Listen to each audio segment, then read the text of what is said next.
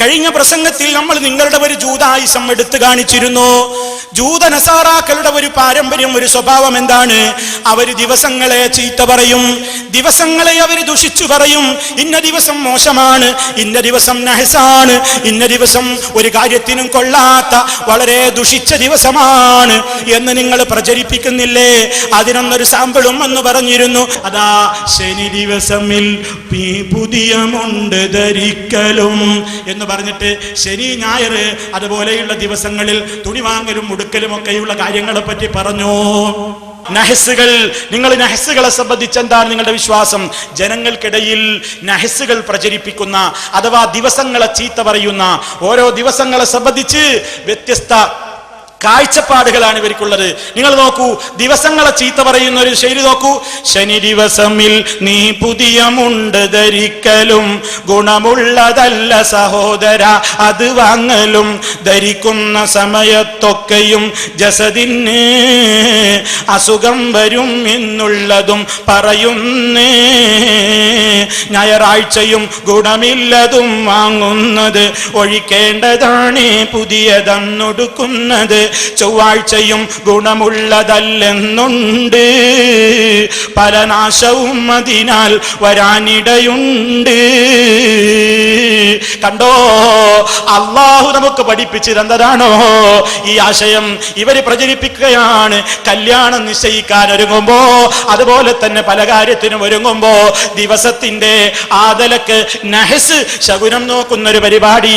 ഏതൊക്കെ ദിവസമാണ് നല്ലത്, ഏതൊക്കെയാണ് ചീത്ത എന്ന് ഇവരങ്ങ് തീരുമാനിച്ചു പോയി. വസ്ത്രം വാങ്ങാൻ വേണ്ടി ഷോപ്പിലേക്ക് പോകുമ്പോൾ പോലും ഇവര് പഠിപ്പിക്കുന്ന മര്യാദ എന്താ പറഞ്ഞത്? ശനി ദിവസമിൽ നീ പുതിയ മുണ്ട് ധരിക്കലും ഗുണമുള്ളതല്ല സഹോദര അത് വാങ്ങലും. ശനിയാഴ്ച ദിവസം നീ പുതിയ മുണ്ട് ധരിക്കാൻ പാടില്ല, സ്വഗുണമുള്ളതല്ല സഹോദര അത് വാങ്ങലും. എന്താ കാരണം? ധരിക്കുന്ന സമയത്തൊക്കെയും ജസദിന് അസുഖം വരും എന്നുള്ളതും പറയുന്നേ. ധരിക്കുന്ന സമയത്തൊക്കെ ജസദിന് അസുഖം വരും. ശനിയാഴ്ച മുണ്ടെടുത്താലേ അന്ന് അസുഖം വരും. ആകെ പ്രശ്നാണ്. തീർന്നില്ല. ഞായറാഴ്ചയും ഗുണമില്ലതും വാങ്ങുന്നത് ഒഴിക്കേണ്ടതാണ് പുതിയതെന്നൊടുക്കുന്നത്. ഞായറാഴ്ചയും ഔട്ടായി, ഞായറാഴ്ചയും പറ്റില്ല. ചൊവ്വാഴ്ചയും ഗുണമുള്ളതല്ലെന്നുണ്ട്, പല നാശവും അതിനാൽ വരാനിടയുണ്ട്. ഇനി എന്താ നാശങ്ങൾ എന്ന് കേട്ടോളൂ. തീ വീണതായി നശിക്കേണ്ടതാണ് ആ മുണ്ട്, മോഷ്ടിച്ചുകൊണ്ടും പോകുവാനിടയുണ്ട്. അത് മാത്രമല്ലത് നീ ധരിച്ചാൽ പിന്നെ അമ്മെപ്പോഴും ഒഴിയാതിരിക്കും പൊന്നേ. എന്റെ പൊന്നേ, നീ എങ്ങാനും അതങ്ങ് ധരിച്ചാൽ നിന്റെ മനക്ലേശം മാറില്ല കേട്ടോ. മനസ്സിലെപ്പോഴും ഹമ്മായിരിക്കും കേട്ടോ. മാത്രമല്ല തീ വീണതായി നശിക്കേണ്ടതാണ് മുണ്ട്, മോഷ്ടിച്ചുകൊണ്ടും പോകുവാനിടയുണ്ട്. തീപിടുത്തമുണ്ടാകാൻ സാധ്യതയുണ്ട്, മോഷ്ടിച്ചു കൊണ്ടുപോകാനും സാധ്യതയുണ്ട്. ചോദിക്കട്ടെ, ഇസ്ലാം ദീൻ അള്ളാഹുവിന്റെ റസൂല് പൂർത്തിയാക്കിയ ആ ഇസ്ലാം ദീന്, അള്ളാഹു പഠിപ്പിച്ചു കൊടുത്ത ആശയങ്ങളോടെ ഇസ്ലാം ദീൻ അള്ളാഹ് പൂർത്തിയാക്കിയില്ലേ?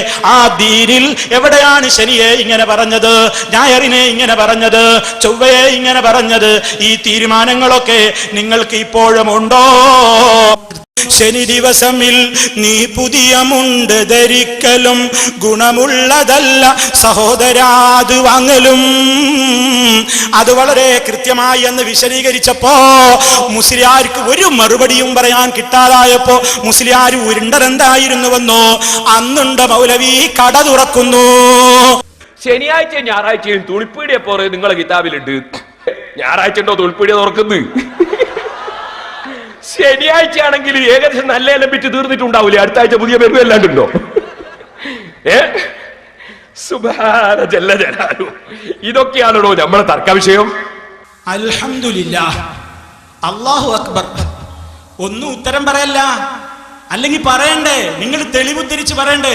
ഒന്നുമില്ല എന്നുണ്ട്. ശനിയാഴ്ച ഞായറാഴ്ച ഉണ്ട് തുണിപ്പീടി ഉറക്കണേ. മറുപടി ഉണ്ടെങ്കിൽ അത് പറയണം. അതിന് ഇങ്ങനത്തെ ഓരോ മറുപടി. ഇതാണ് പേരോട്. ഞായറും പറ്റൂല എന്ന് പറയും. ഞായറാഴ്ച ഉണ്ടാ വല്ല കടയും തുറക്കല്, പിന്നെ വല്ല പഴയ സാധനങ്ങളാ ശനിയാഴ്ച ഉണ്ടാകുക, എന്നിട്ട് ആരും പോവില്ല. എന്താ ഈ മൗലവിയുടെ ഒരു കാര്യം എന്നൊക്കെ പറഞ്ഞ് ഉരുണ്ടതാണ് പേരോട്. വിടൂല വിടൂല, മറുപടി പറഞ്ഞേ പറ്റൂ. ഉദ്ധരിക്ക്. ഈ ദിവസങ്ങളെ ചീത്ത പറഞ്ഞുകൊണ്ട് ഞാൻ ആ ഉദ്ധരിച്ച കാര്യങ്ങൾക്ക് നബി സല്ലല്ലാഹു അലൈഹി വസല്ലമിൽ നിന്നുള്ള സ്വഹീഹായ പരമ്പരയോടുകൂടി നിങ്ങൾ തെളിവുദ്ധരിക്ക്. തടി സലാമത്താക്കാമെന്ന് വിചാരിക്കണ്ട, മറുപടി പറയണം. അതുകൊണ്ടാണ് ആവർത്തിച്ച് ഓർമ്മപ്പെടുത്തുന്നത്. നാദാപുരത്ത് വന്ന് പെട്ടുപോയി അല്ലേ?